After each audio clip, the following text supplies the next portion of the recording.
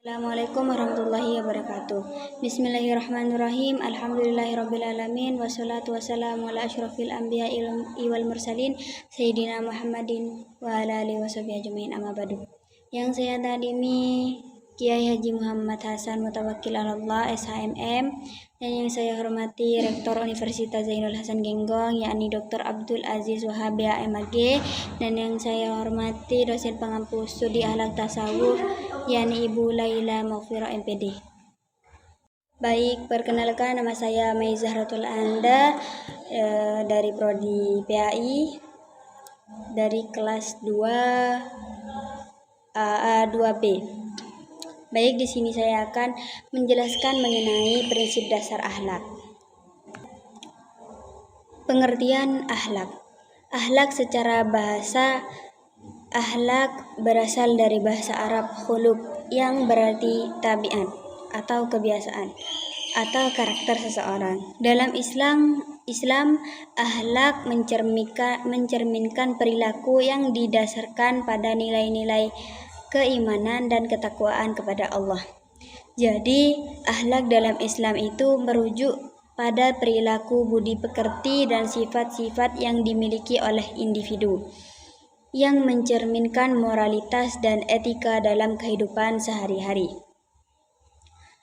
Lanjut, prinsip dasar akhlak.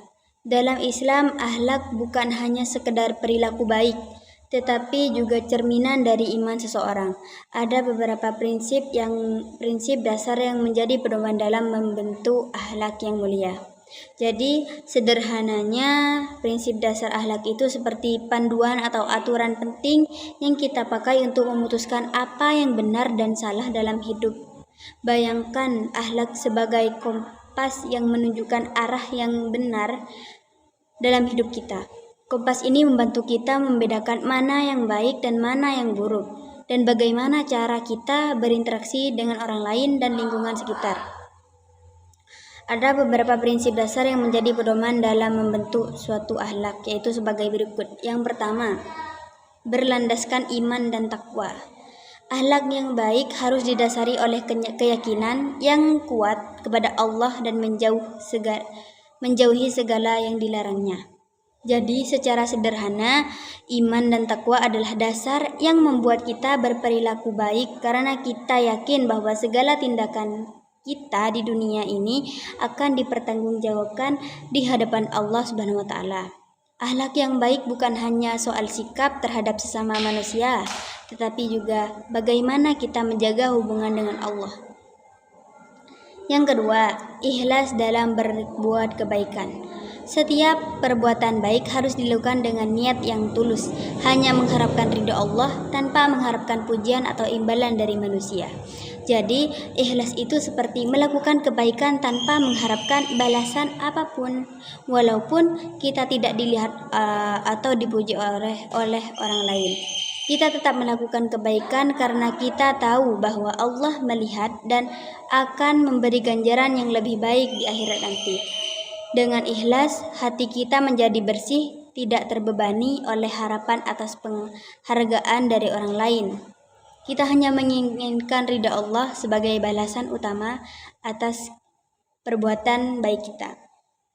Lanjut, keseimbangan antara hak dan kewajiban, yakni memenuhi hak dan kewajiban dengan adil, baik terhadap diri sendiri, orang lain, maupun Allah. Jadi, keseimbangan antara hak dan kewajiban berarti kita harus memenuhi hak-hak orang lain dan diri kita sendiri, serta menjalankan kewajiban kita dengan adil. Ini berlaku baik dalam hubungan kita dengan orang lain, diri kita sendiri, maupun kepada Allah. Contohnya, kita punya kewajiban untuk beribadah kepada Allah dan menjaga hubungan baik dengan sesama. Namun kita juga punya hak untuk menerima perlakuan yang adil dan dipenuhi kebutuhan hidup kita. Begitu pula orang lain memiliki hak untuk dihormati dan diperlakukan dengan baik. Sementara kita juga mempunyai kewajiban untuk menghormati mereka dengan membantu mereka diperlakukan. Intinya, keseimbangan antara hak dan kewajiban adalah tentang keadilan. Kita tidak boleh hanya menuntut hak tanpa memenuhi kewajiban, dan kita juga tidak boleh terlalu banyak memberi kewajiban tanpa memberikan hak kita sendiri dan orang lain. Semua itu harus dilakukan dengan adil dan seimbang. Yang keempat, yakni tanggung jawab atas perbuatan. Yakni seseorang bertanggung jawab atas perbuatannya di dunia dan di akhirat, baik dalam perkataan maupun perbuatan. Lanjut, keadilan dalam segala hal, yakni berlaku adil dalam segala aspek kehidupan, baik dalam urusan pribadi, keluarga maupun masyarakat. Yang keenam, yakni menjaga lisan dan perilaku, yakni menghindari perkataan dan perbuatan yang menyakiti orang lain, menjaga sikap agar selalu sopan dan menghormati orang lain. Lanjut, manfaat menerapkan prinsip akhlak, yaitu yang pertama, 1. Meningkatkan keimanan dan ketakwaan. Dalam konteks agama, terutama Islam, akhlak yang baik adalah cerminan dari keimanan yang kuat. B. Dengan menjalankan akhlak mulia, seseorang merasa lebih dekat dengan Tuhan karena ia menjalankan perintahnya dan menjauhi larangannya. C. Ini memperkuat hubungan spiritual dan meningkatkan ketakwaan. Lanjut, 2. Menjaga hubungan yang harmonis. Akhlak yang baik seperti kejujuran, kesopanan, dan empati adalah kunci untuk membangun dan memelihara hubungan yang sehat. Dengan berakhlak baik, kita menghindari konflik, membangun kepercayaan, dan menciptakan suasana yang menyenangkan dalam interaksi dengan orang lain. Yang ketiga, menciptakan lingkungan yang positif. Ketika setiap individu menerapkan akhlak mulia, lingkungan sekitar menjadi lebih positif. Lingkungan yang positif ini ditandai dengan saling menghormati, saling membantu, dan saling mendukung. Ini menciptakan suasana yang kondusif untuk pertumbuhan dan perkembangan pribadi dan sosial. Yang keempat, mempererat tali persaudaraan. Akhlak mulia seperti kasih sayang dan saling memaafkan, mempererat tali persaudaraan adalah sesama antara manusia. Dengan berakhlak baik, kita membangun rasa kebersamaan dan solidaritas. Ini menciptakan masyarakat yang kuat dan bersatu. Yang kelima, menumbuhkan rasa tanggung jawab. Akhlak yang baik menanamkan rasa tanggung jawab terhadap diri sendiri, keluarga, masyarakat, dan lingkungan. Dengan berakhlak baik, kita menyadari bahwa setiap tindakan kita memiliki konsekuensi dan kita bertanggung jawab atas konsekuensi tersebut. Yang keenam, yakni menjadi teladan bagi orang lain. Perilaku ini dapat kita contoh bagi orang lain, terutama generasi muda. Dengan berakhlak baik, kita menginspirasi orang lain untuk mengikuti jejak kita dan berbuat kebaikan. Hal ini merupakan sumbangsih yang sangat baik bagi kehidupan masyarakat. Dengan demikian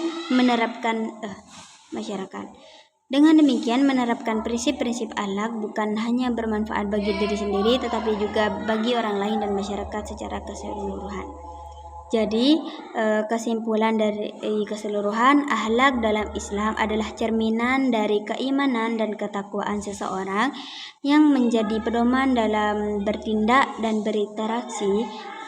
Prinsip-prinsip utama dalam akhlak meliputi berlandaskan iman dan takwa, ikhlas dalam berbuat kebaikan, menjaga keseimbangan antara hak dan kewajiban, bertanggung jawab atas setiap perbuatan, berlaku adil dalam segala hal, dan menjaga lisan dan perilaku.